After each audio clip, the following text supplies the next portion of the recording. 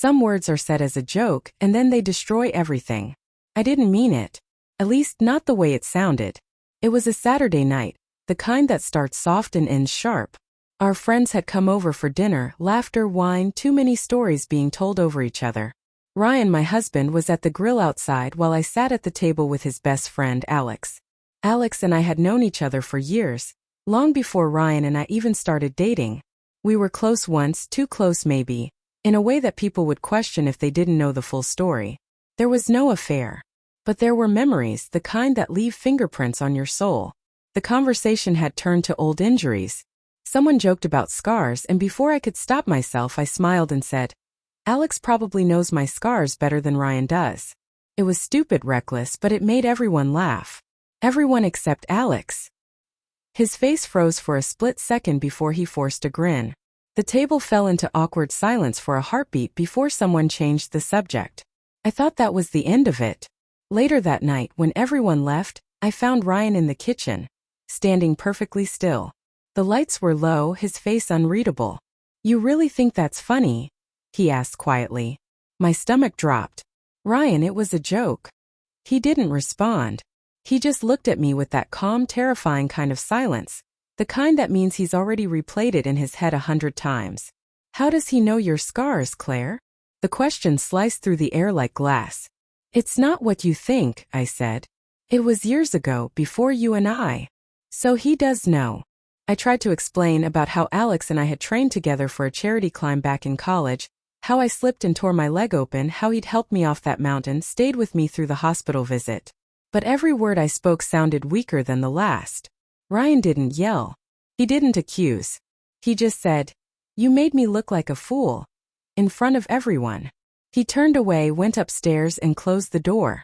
The sound of the latch clicking echoed louder than any fight we'd ever had.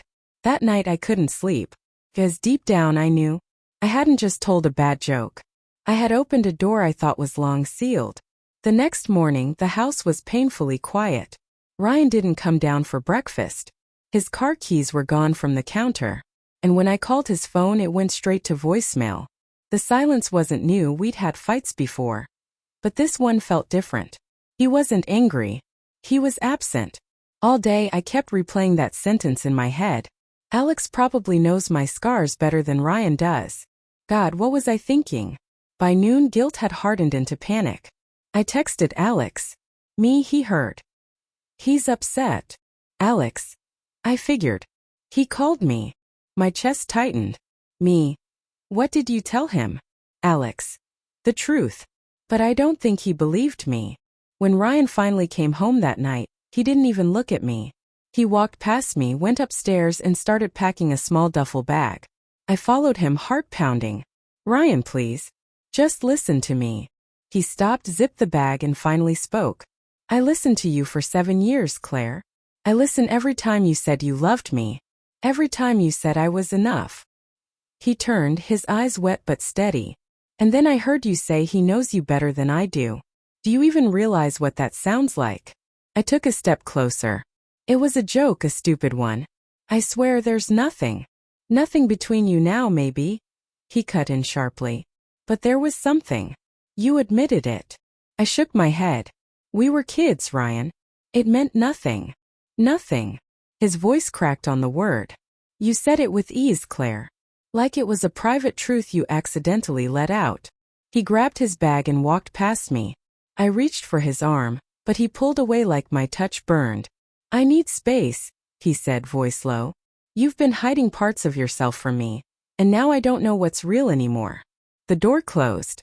The sound lingered like a wound. That night, I sat on the couch staring at the scar on my leg, a faint white line across my skin. I traced it with my finger and thought about how much meaning a scar could carry. To me, it was just a mark from the past. To Ryan, it was a symbol of everything I hadn't told him. And maybe deep down I realized he was right. Because some scars don't fade, they just change where they hurt. Days turned into a week. Ryan still hadn't come home. His clothes were gone from the closet, but his cologne still lingered in the air. That faint woody scent that once made me feel safe now just made my stomach twist. I called, texted, emailed. Nothing. Then one evening I got a message from an unknown number. "He's staying at my brother's. He's okay. It was from Alex's wife, Lena. My heart sank. I hadn't even realized Ryan might have gone to Alex.